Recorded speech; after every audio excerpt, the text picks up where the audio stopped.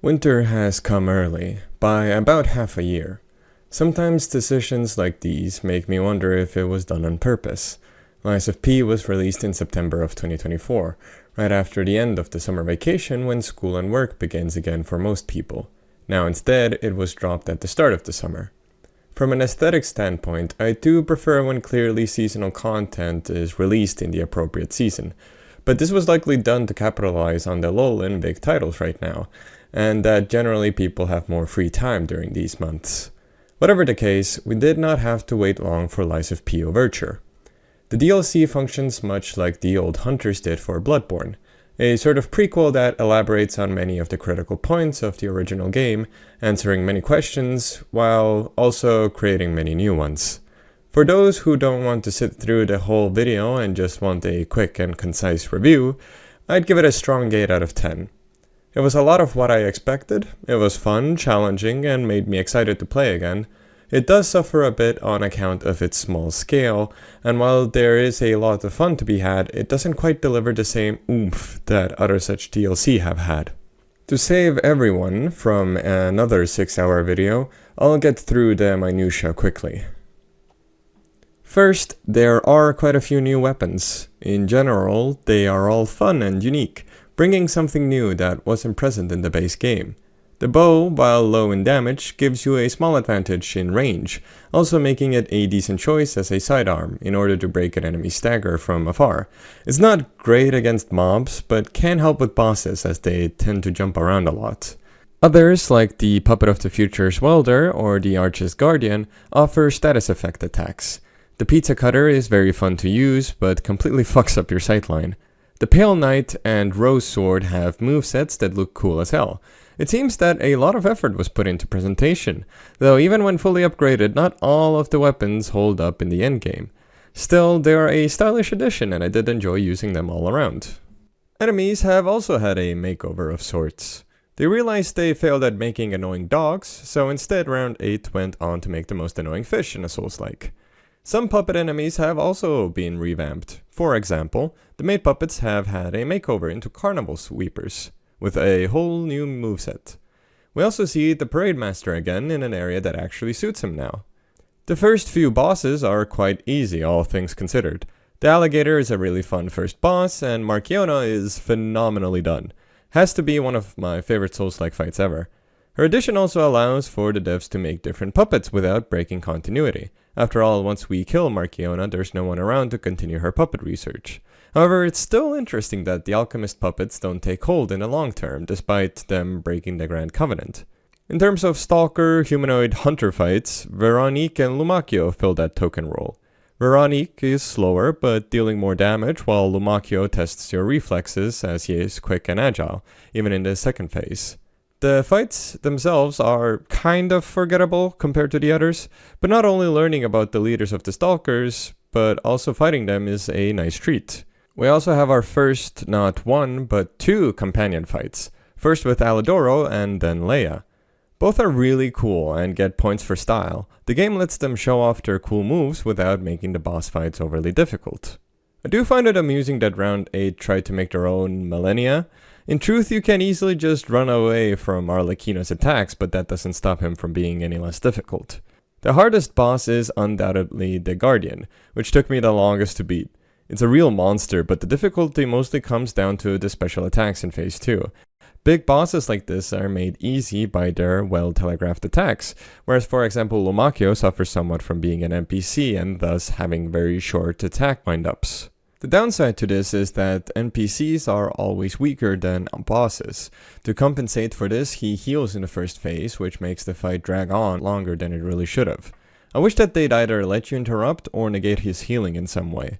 I understand how this happened. It would be weird for him to be super tanky like a normal boss without making him stand out from the other PvE Stalker encounters, but it does make him a bit of a chore.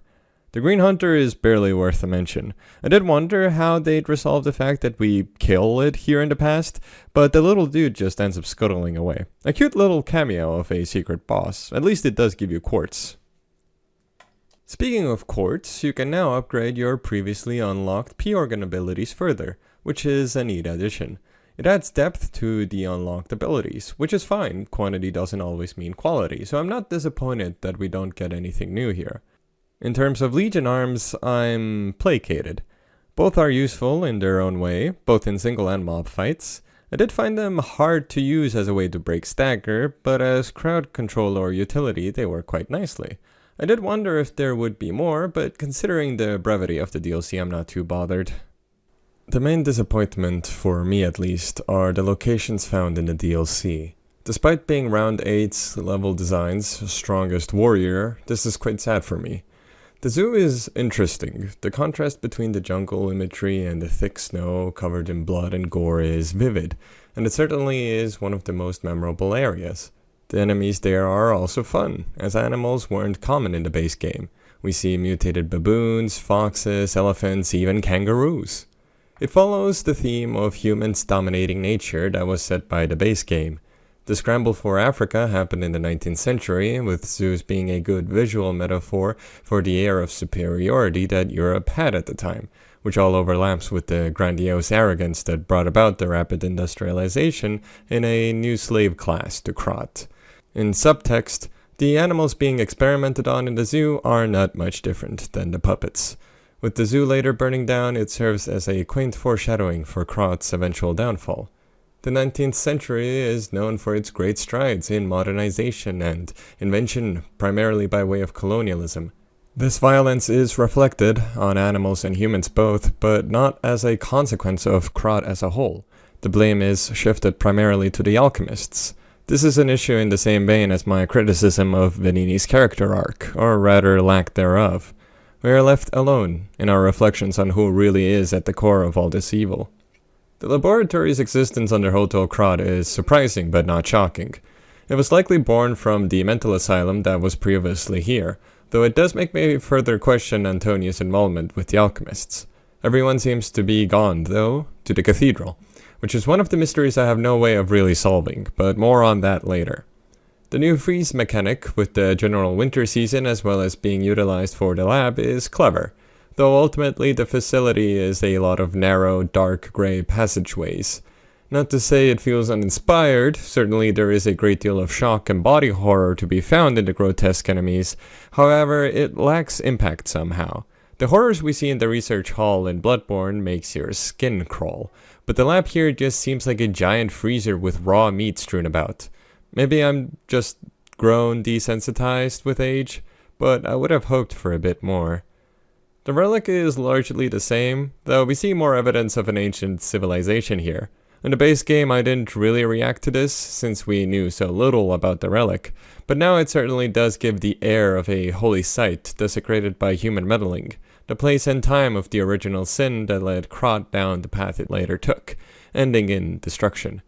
It's a more fun version of the Pthumerian catacombs in my opinion. Nevertheless, the relic isn't all that new in terms of visual presentation, and while the later coastal areas do try to do something with the wreckage of the Archon fleet, it simply lacks atmosphere. It all feels too normal, for lack of a better word. The most surreal or uncanny thing about these places was the wintry jungle landscape back at the zoo. The DLC starts strong, but over time loses its pizzazz. Let's look at the old hunters as a point of reference. The DLC, like Overture, takes place in the same city as the base game. However, the Nightmare Yharnam still has its own unique visual identity. In Overture, this is primarily done with snow, which is a very nice and smart touch. In the coastal area, we see also the auroras, which adds a further layer to making the DLC areas feel unique. However, it simply does not feel important enough. A friend explained this well. Some locations in Overture feel very transitory, without much reason for us to be there other than to follow Leia, who is in turn following Romeo and Arlecchino. There is still weight to these areas in our journey, and they do add character to Krot, but it's hard to visualize them. For example, I vividly remember the rainy streets of central Krot, the sleek architecture of the hotel and the exhibition, the boutiques of the arcade, contrasted by the gloomy cellar. Even the abbey has a striking presence, like some sort of Tower of Babel. However, the Rose Estate is just another wooden interior filled with bodies. The laboratory all looks the same, and the auroras don't distract enough from the fact that each ship wreckage is identical to the last, making the area confusing to navigate. The old hunters demanded your attention with the color choices, architecture, and level design. It was an entirely new experience from the base game, which is why it's so memorable. Base Bloodborne was dark and dreary, while the old hunters was sickly, almost bubonic in how it looked and felt. Each area felt wrong. Outside of the one secret Green Hunter area, it doesn't really feel like Round 8 tried to add exploration to the levels, and I did wish for a bit more of that, as it was one of my main complaints. Overture lacks that strong visual identity, again outside of the snow. Of course, the Old Hunters is a rough, high watermark to be compared to, which even FromSoft hasn't managed to achieve since. Overall, I wish Overture would have done a bit more with its setting, made the laboratory feel more like a horror level, with flickering lights and distant screams. You do get some of it, with enemies running at you from around corners and ganging up on you, reminiscent of a zombie horde. It's certainly icky, but not as creepy as I would have liked. Meanwhile, for the outside levels, I wish there would have been a bit more of a snowstorm to reinforce the unique aspects of the DLC. We do get something like that when we team up briefly with Leia, admittedly, but it would have been nice to get lost in the dark woods with your path confused by strong winds and snow, only to end up in an area with a giant diseased polar bear. Or maybe a long, dim road with loud howling coming from the dark, making you feel truly alone. Playing more with visibility and sound could have added a lot to the atmosphere of the locations. This is not to say that there isn't anything to appreciate in the level design, but I do feel that it's all a little empty. Does it feel realistic? Absolutely. It is pretty to look at and it all feels very real, but is it exciting? Not as much as I'd have wished. Again, my criticism isn't that there is nothing good about this. Rather, my sincere wish was that they'd have leaned even harder into the many wonderful additions of the DLC to make it stand out more. I don't want to be entirely negative. Level design wise, we do still see some good work. Once again, space is used to its fullest. The zoo feels grand, the ruins are sprawling, and the laboratory feels as big as Aperture Science. The DLC certainly isn't ugly or boring. You could make a nice screensaver of almost any area, which the main menu even does. It was an ardent defender of the level design in the base game, because I acknowledged it was a small studio trying something new, not being too ambitious and sticking to their lane. And the DLC does get a passing grade. However, I know they can do a far better job. I can see the potential. The DLC is as good as the base game, and you know I love the game. I just really hope I can see Round 8 be more ambitious, given the time and room. For a DLC is meant to add to the game, ideally. Expand its horizons, not merely continue on the same wavelength, because then we'd just be getting sold the same game twice. The DLC gives the developers time to pick key aspects of their world to which to hyper-focus on and improve their previous project. All in all, there is a lot less for me to say, as the DLC doesn't add all that much new to discuss. The main point is the lore implications, the questions and answers the DLC offers, and what we can learn from them. As such, let's get to the main point of my analysis. I've reconstructed the general timeline with the new information we've been given. My previous video is recommended reading, but not mandatory necessarily, as I will mention the major plot points regardless. But I do not want anyone writing, "Oh, you forgot about XYZ" in the comments if it was in my previous video. By now we all know the story of the one-winged angel that descended from the heavens to grant humanity immortality, for which he was torn to pieces. We can safely say that something similar to this happened, as the arm of God is indeed a genuine relic of some divine creature. This is by far the earliest event to take place in the Lies of P canon, so once again we make this our starting point. Circa 600 years ago, a ground collapse in Krot occurred. The mainstream belief has been that Krot was turned from a fishing village to a metropolis overnight, after the alchemists arrived. Though this beggars belief, I try not to let realism get in the way of storytelling. Still, we can see from the Order of Crowd report that even 600 years ago, Krot had farmers, which suggests a move away from the coastal fishing village life that other evidence suggests. So let's say that at the time, Krat was rather a town. This is a more believable starting point than being a village. Circa less than 600 years before the present day, some centuries ago, back during the age of kings and knights, one particular hero named Guillaume gets a revelation from a radiant tree bearing golden fruit. In the DLC, we can find a note from a certain G, master of the ancient castle. Krat seems to have a long-suffering tradition of shortening names. It's likely that this G is meant to be Giangio, as we know him to be an immortal, an alchemist, and deeply involved in turning listeners into gold coin trees. It is also tempting to make the assumption that Giangio and Guillaume are the same person, or at least that their stories are related somehow. This is merely conjecture, so I won't talk about it further, but it's an interesting point to consider. Perhaps by this time, the alchemists were in some way already entrenched within Krat. In any case, we can further conclude that perhaps Krat was not quite as insignificant as a mere fishing hamlet, if such a castle could be erected in its vicinity. In the opening cinematic, we also see that the cathedral is already built by the time Valentinus arrives, and such a thing would not be built in some backwater nowhere. The old families of Krat must also descend from the aristocracy of the prior feudal rule, once again suggesting that Krat was already a well-established plot of land. Regardless, over time, the knight became mad, possibly from exposure to the Devil's Pit found underneath the castle. Much later, the castle was turned into a mental institution, though the patients there did not fare much better.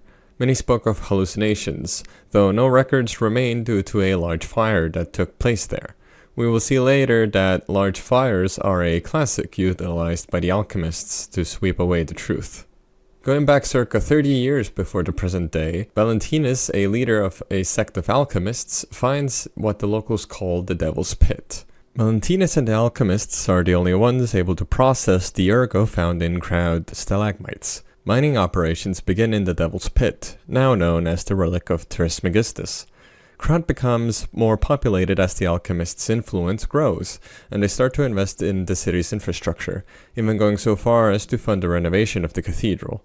Valentinus also marries into a prominent old family of Krat, and his wife Isabel turns out to be a listener. It's still convoluted what listeners exactly are, since to us we primarily know them as being able to manipulate ergo. However, as far as we know, ergo is something found solely in Krat. Yet the listener who was turned into the gold coin tree has been in the Hotel Krat for at least centuries, making the whole thing even more confusing. Whatever the case, the alchemists solidified their power in Krat and practically overshadowed the old families of Krat in political, economic, and cultural capital in a mere few years. Amongst other inventors and technicians, the alchemists invite Giuseppe Geppetto, who settles down in Krat as well. Geppetto, as well as his wife Camille, work for the alchemists, and Geppetto's invention of the puppet heart causes Krat's puppets to dominate the field.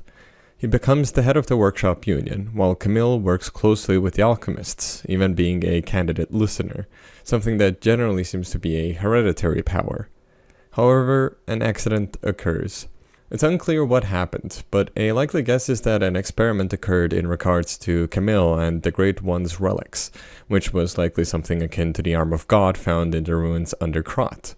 This was possibly done without Geppetto or even Valentinus' knowledge, perhaps at Simon's behest. The incident is covered up as a cruise ship disaster, with 13 noteworthy individuals dead. My belief is that this accident was caused by one particular up-and-comer in the workshop union, Marchiona, who had an obsession with dominating death. Despite the loss of life, Camille among them, Marchiona's experiments with those suffering from exposure to ergo, resulting in the petrification disease, gains the attention of the elders of the alchemists, and she is promoted to the Enlightened One. This is likely where the Zeliator laboratory has its start, refurbished from the old mental asylum found in the ancient castle that used to belong to a mad knight. This was started even back during Valentinus' time and funded by the old families of Krat. The usual workers, the poor of Krat from the slums like the Malum district, are the ones who had been working in the mines of the relic of the Trismegistus from the start, later side by side with puppets. However, as the alchemists discover ancient relics in the ruins, it becomes harder to keep things under wrap. With the help of the old families, accidents are orchestrated by the alchemists in order to scare away human workers, being replaced solely with puppets under alchemist control. Information about the relic is kept hidden from the populace at large, though influential families are invited to partake in the ancient knowledge found in the ruins beneath Krat. Likely, this hidden secret that was to be revealed to the Krat elite was an ancient guardian of the ruins. This no doubt helped solidify the old belief that the alchemists had about the one-winged angel. As for the identity of the guardian, it is hard to say. To piece it together, we need 3 pieces of evidence. The first is the tortured guardian's ergo, which says that once a warrior swore an oath to perpetually slumber, so long as his people were protected from immortality. But the vilest of secrets awakened him and transformed him into a living nightmare. Second is something found in the base game, namely the Trident of the Covenant, which the tortured guardian wields in the DLC. The description says that it belonged to a warrior who once served an ancient king, possibly the same king Guillaume served. The warrior came from the sea, and wishing to protect its people from the cursed relic, it gave up its body, thus falling into sleep. Finally, there is the supposedly heretical text that recounts a description given by the saint, quote-unquote, likely Saint Frangelico himself. It appears to bear humanity only goodwill. It also reflects the desires of those around it, striving to make them happier. But this being is only a mirror. It cannot comprehend the moral compass of good and evil. And those who ask for their wishes to be granted will, in the end, see the results they have wrought. A hell built from brick after brick of good intentions. As my last wish, I asked it to return underground.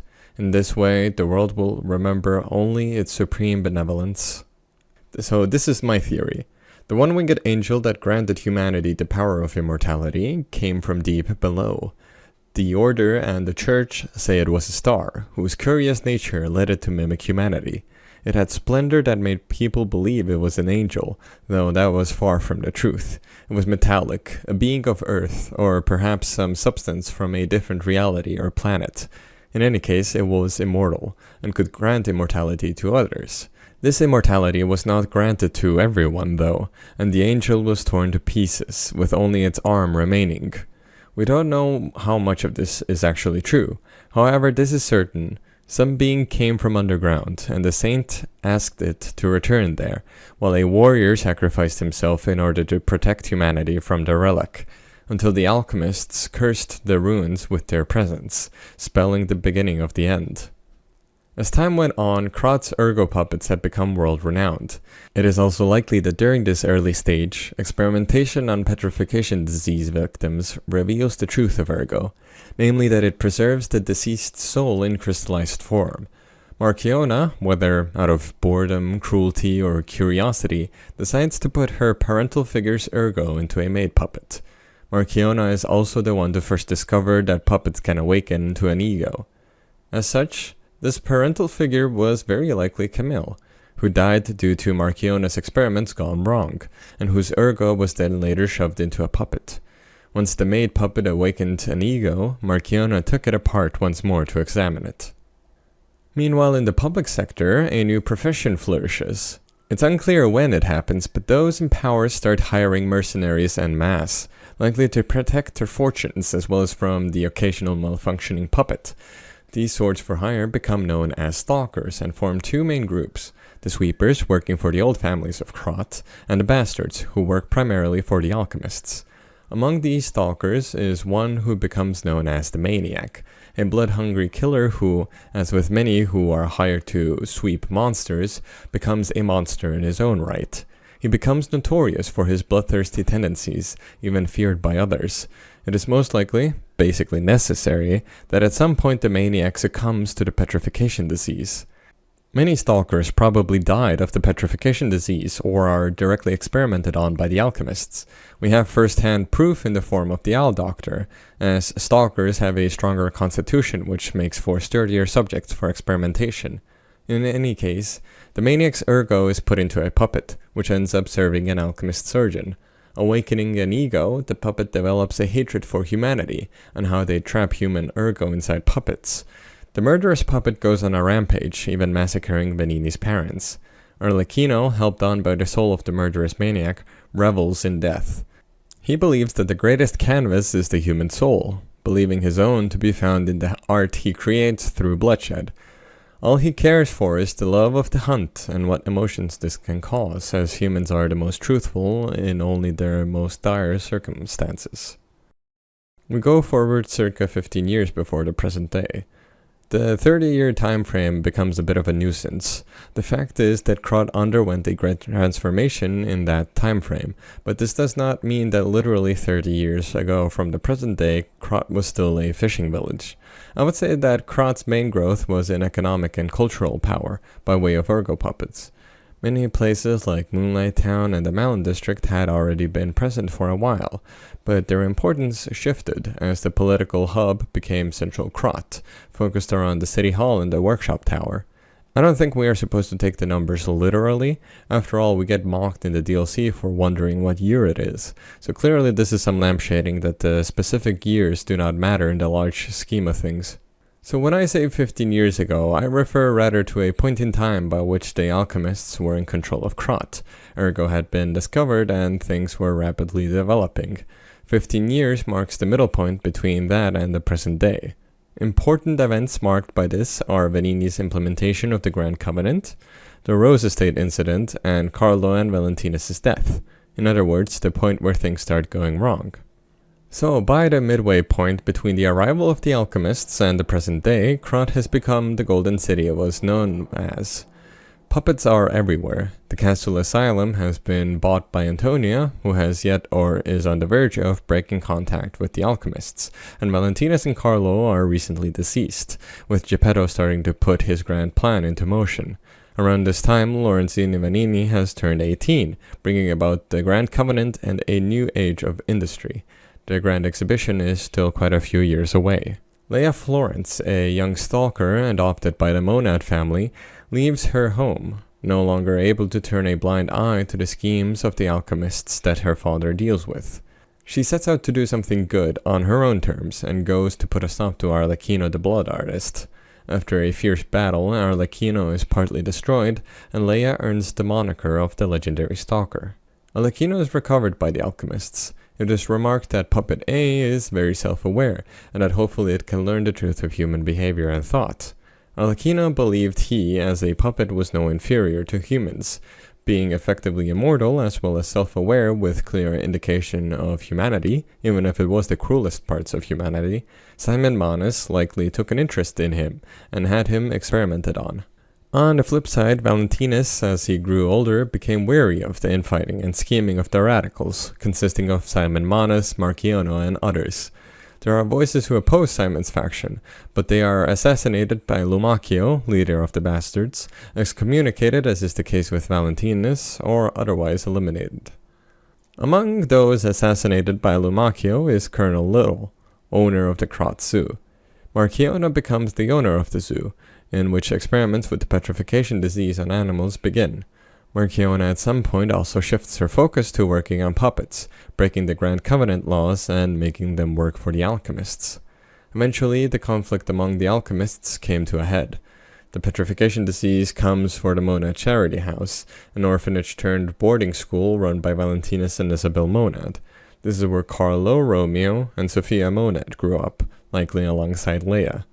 At some point, Krot is hit with the worst wave of the petrification disease yet. The papers call it the Rose Estate incident. This claims the life of Carlo and forces the Rose Estate into quarantine. At the same time, Simon approaches Sophia, but she rejects his advances. Probably not too long after, Valentinus Monad dies, and Sophia goes missing.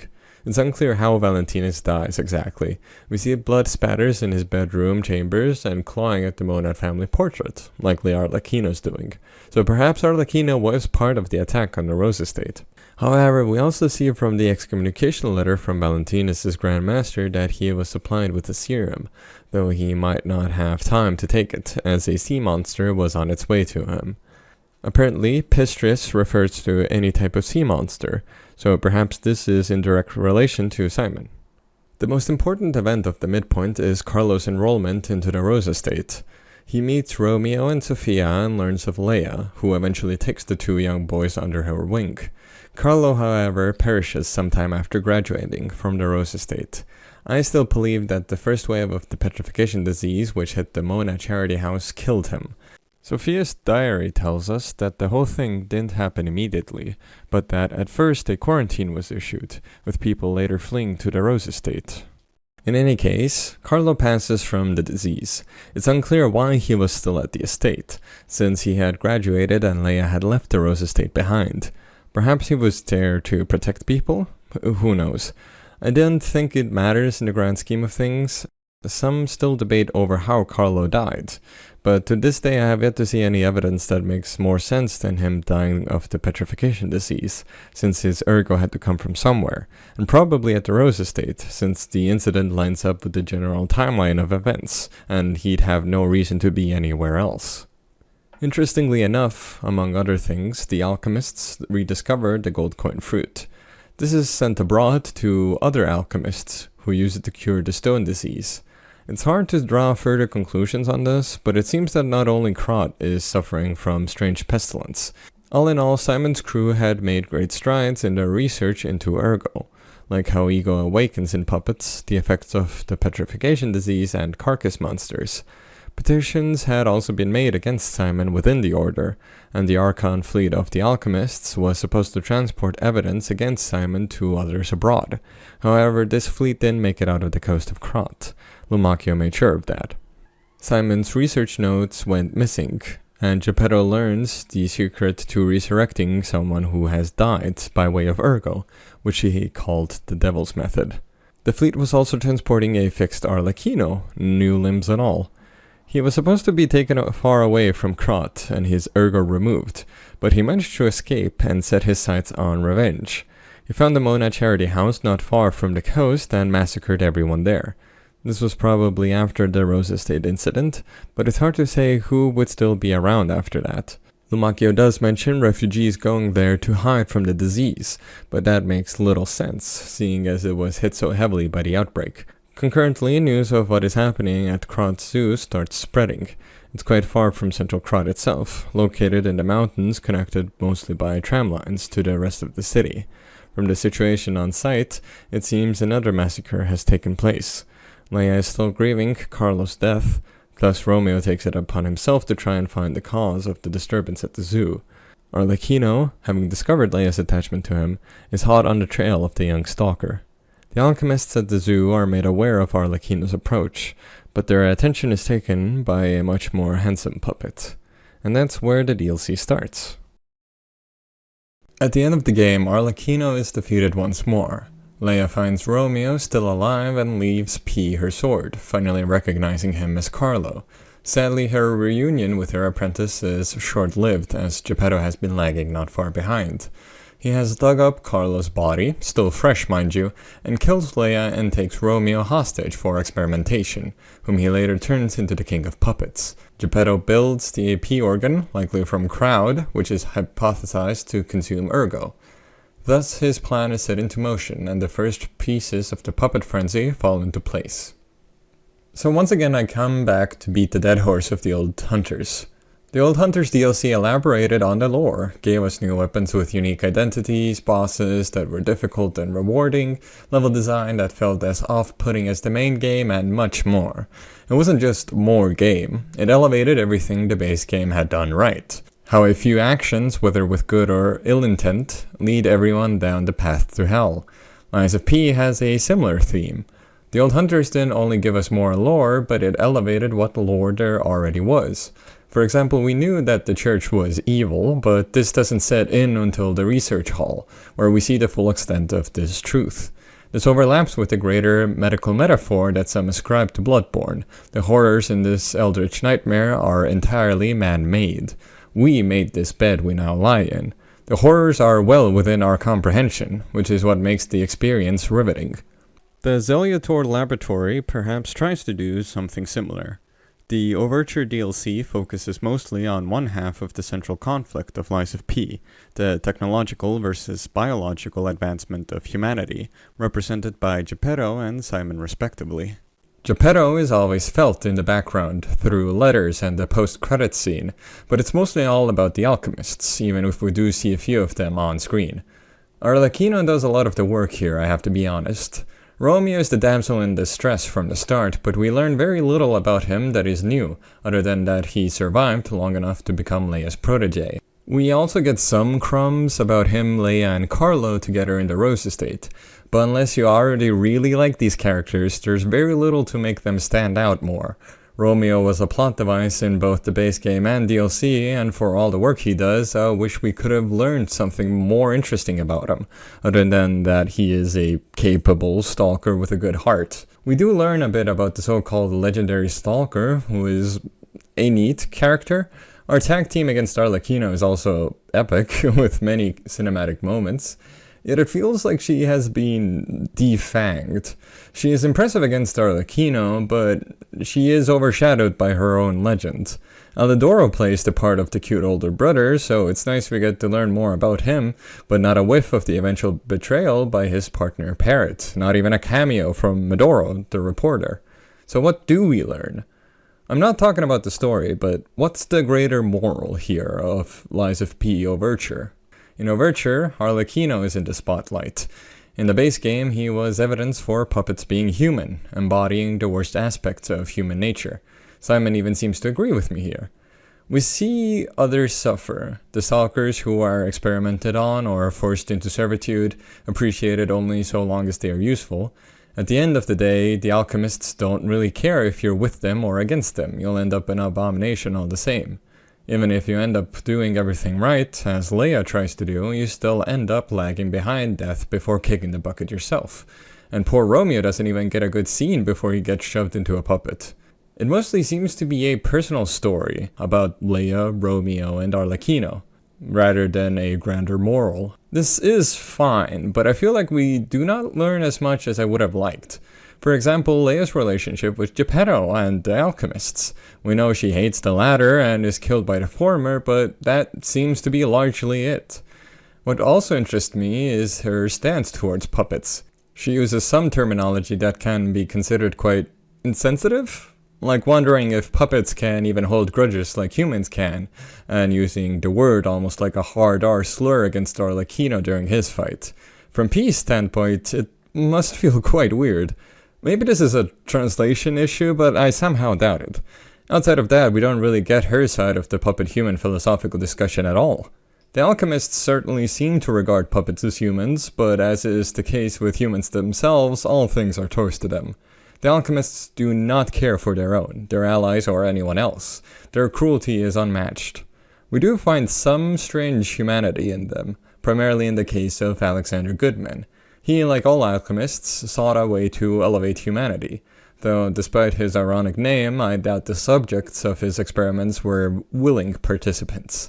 As such, his fate of becoming the bucket from Lobotomy Corporation feels more like a poetic fate for him, rather than a tragic tale of ambition gone astray. It's kind of hard to feel bad for him. Goddard is another piece I can't make heads or tails of, nor do I particularly care to. Her story is sweet, in a way, an alchemist who's fallen from grace, now a mere blind painter, but other than P helping her despite her past, there is very little meat on this bone. Perhaps there is a moral here about treating your enemies with kindness, but this has little effect.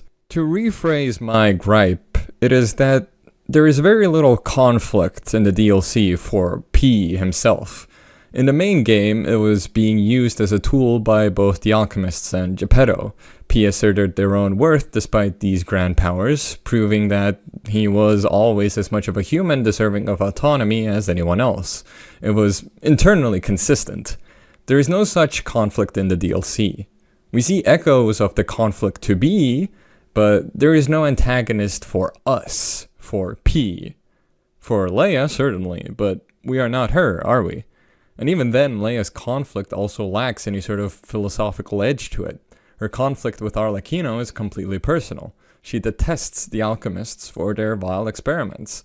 But the more interesting pieces of the puzzle are Veronique, who launches a doomed raid on the laboratory only to become an experiment herself, and Lumacchio, who speaks of the very real conundrum of having to choose between survival or morals.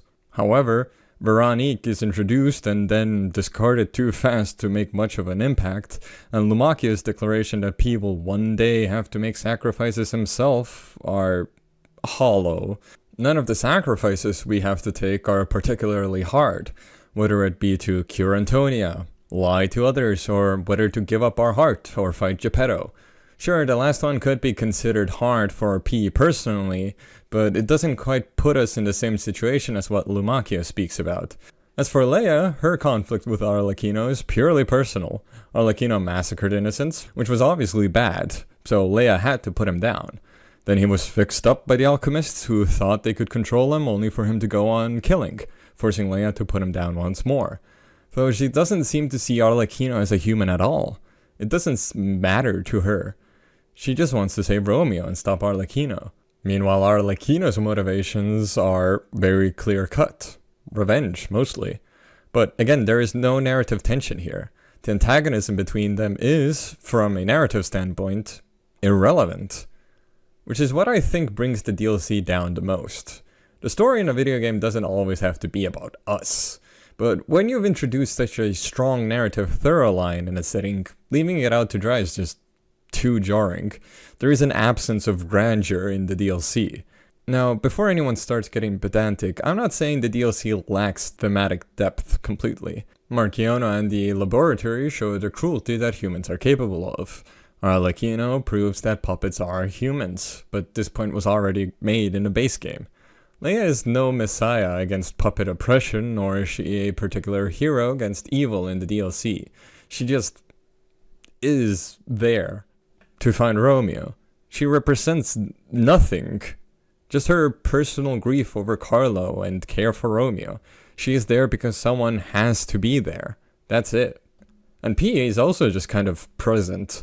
We barely make a difference in the grand scheme of things. It feels very weird. My friend again made a very good point about this. When it comes to time travel stories, usually the moral is about enjoying what we have in the moment, or moving on from grief and pain of the past. But none of this is relevant for P at all. It's nice we get to save Romeo for all the good that does, and reunite with Leia briefly, but we know what happens to both of them. Why have time travel at all if we don't change the future nor learn anything consequential for the present? So what would I have done differently without changing too much about the DLC? I would have enhanced the conflict between Leia and Arlecchino, namely going harder on their opposing viewpoints. Something along the lines of this. Leia is the legendary stalker, a seeming force for good in Krat. However, her carelessness gets Carlo killed, and in her grief she lets Romeo put himself in danger.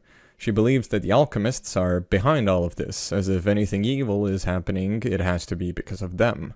However, she is also complicit in their rise, representing one of the big three along with Geppetto and Valentinus.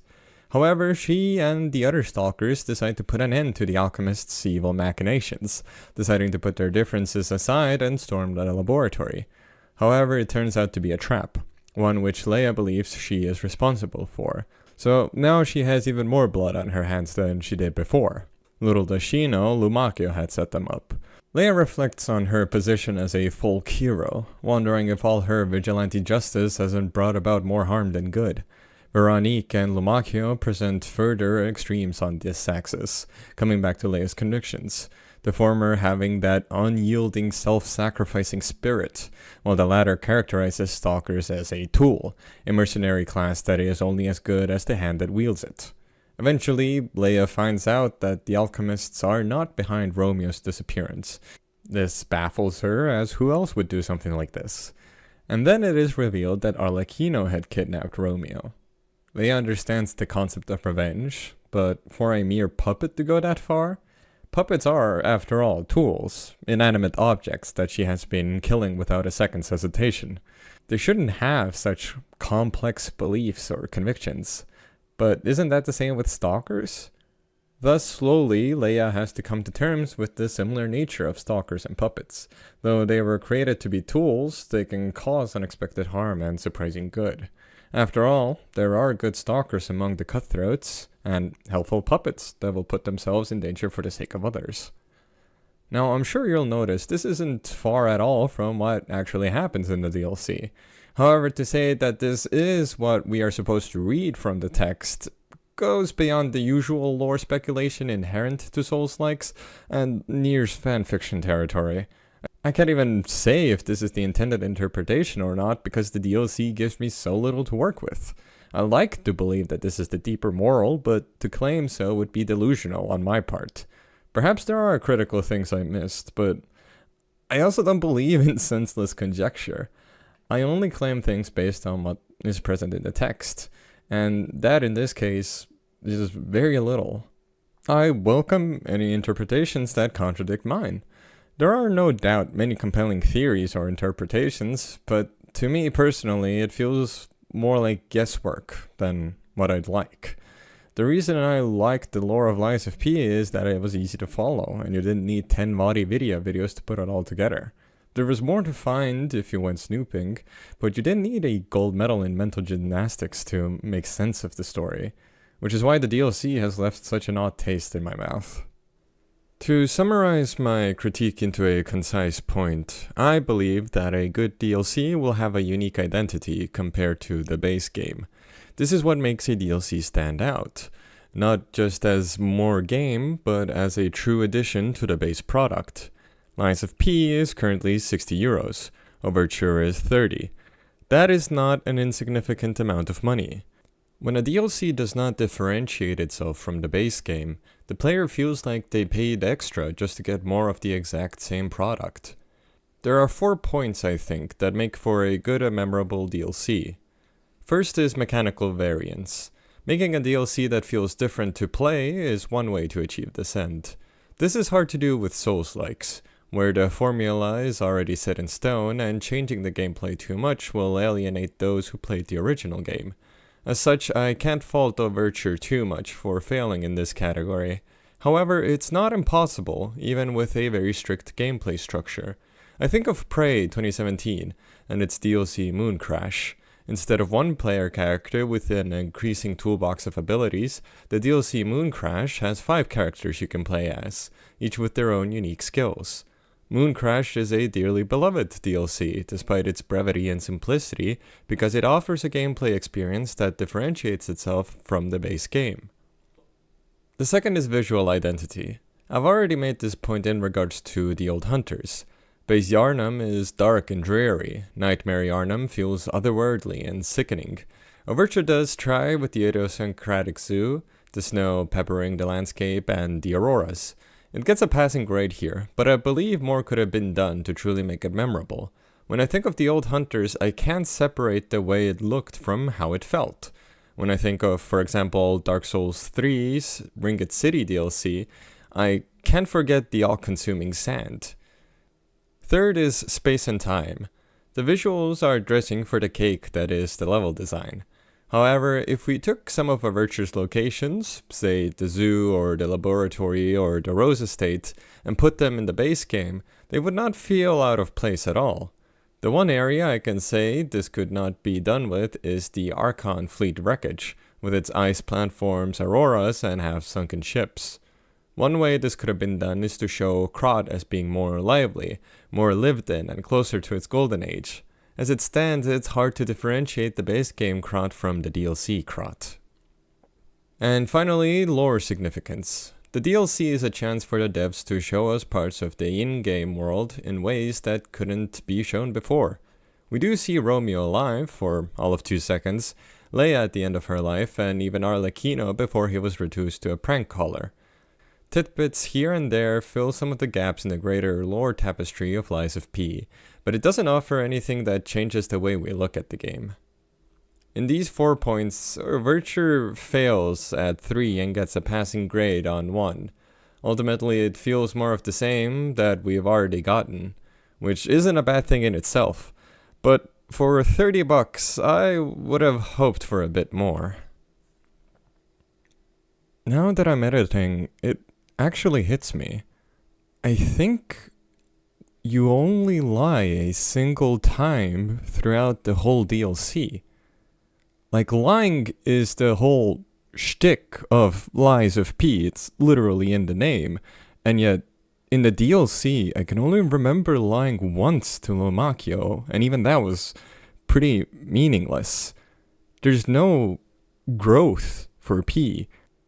Not just gaining humanity in general, but lying specifically was one of the most important character growth moments for P, whether for better or for worse. No meaningful change like that happens throughout the whole DLC. All in all, I don't want to be a negative Nancy.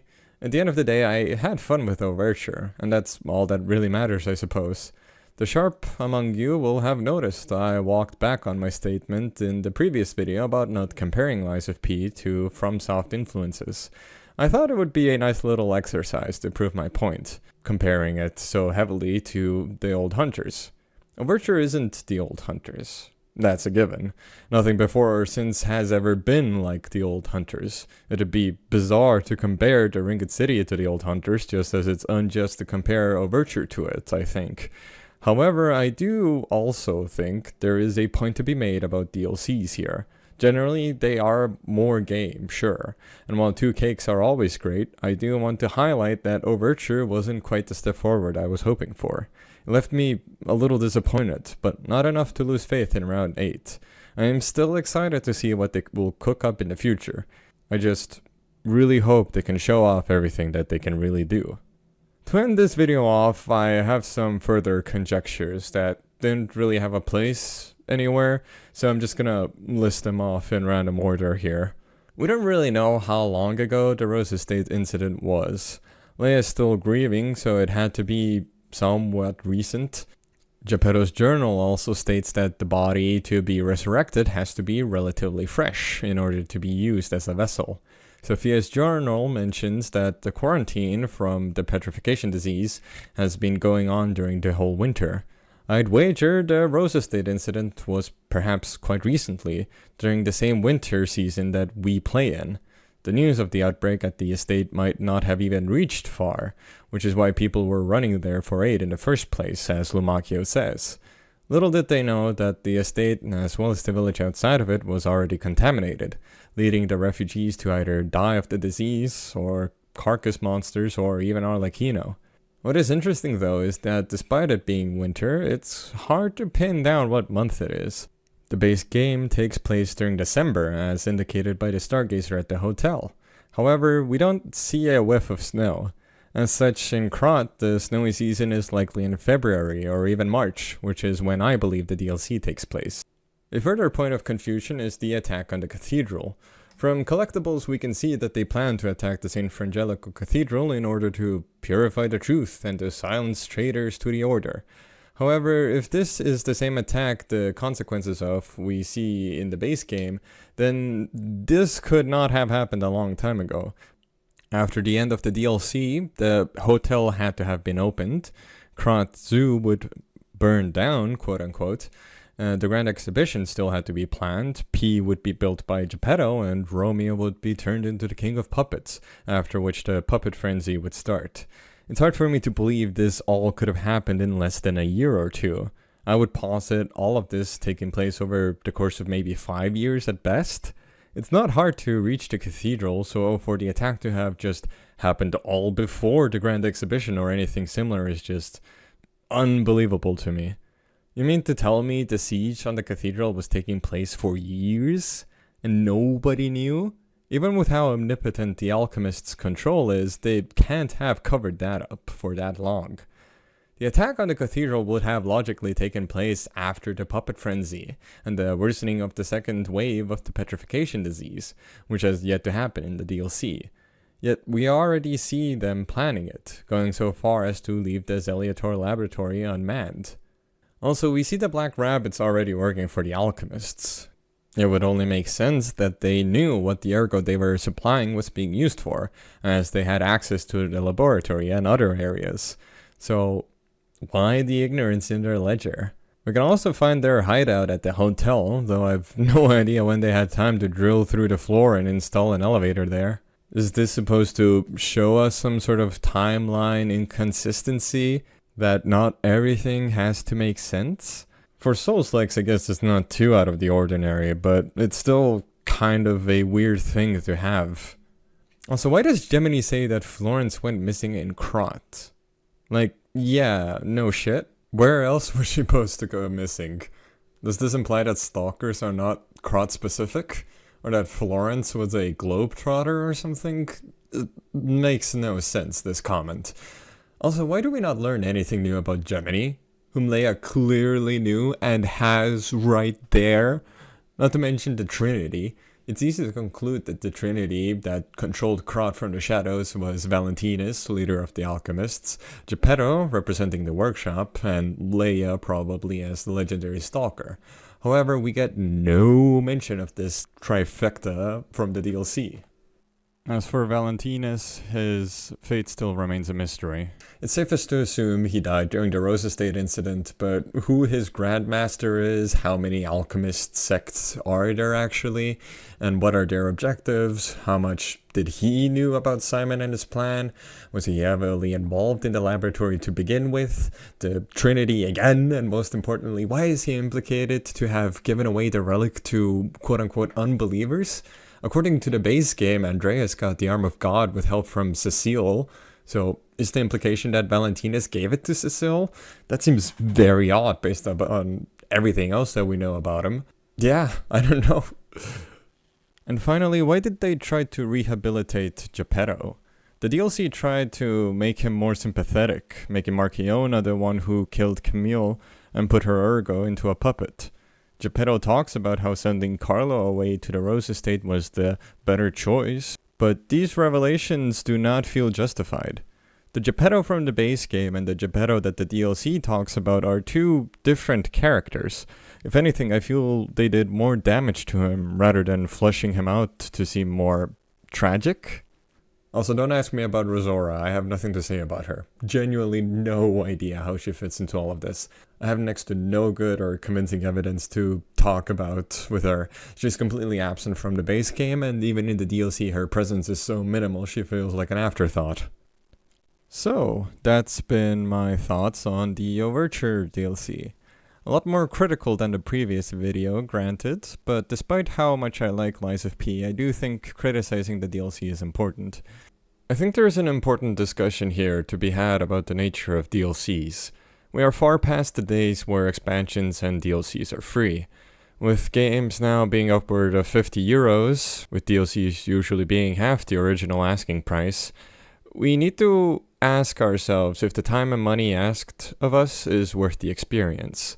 I can say that Lies of P and Overture feel like finished products, which is more than what can be said about a lot of games these days, and I appreciate Round 8 for the work that they've done. And with the economy being what it is, I can somewhat understand the increase in prices for games.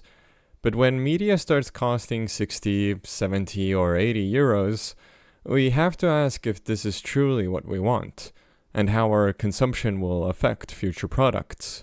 I do want Round 8 to make more amazing games, but I also want to be satisfied with my investment. At the end of the day, I'm glad we got Overture, but it was not as hype as I hoped it would be. This video is much shorter without much of a structure. I don't think I have anything else to say about the DLC. I hope the video was watchable. I did rush it a bit because I am leaving for a year soon, so I wanted to get this video out before that, and I am merely one man with a job and a dream. I might have to get an editor for the next one, because I can't fucking stand these video editing programs. Each one has a different layout, different shortcuts, they crash whenever you try to import a new clip. Don't even get me started about how some of the MP4 files can't be imported, for whatever reason. I tried a new technique where instead of recording my gameplay, I instead streamed it, hoping to use that footage for the video. Alas, most of the footage is low quality, stutters, and one WAD just refused to download, so fuck me, I guess.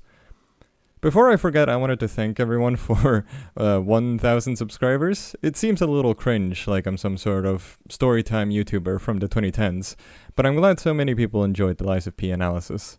On that note, looking toward the future, I don't plan on making any more videos about Lies of P, unless another DLC or a new Round 8 game comes out. I also do not wish to market myself as a Souls-like creator, we have enough of those already.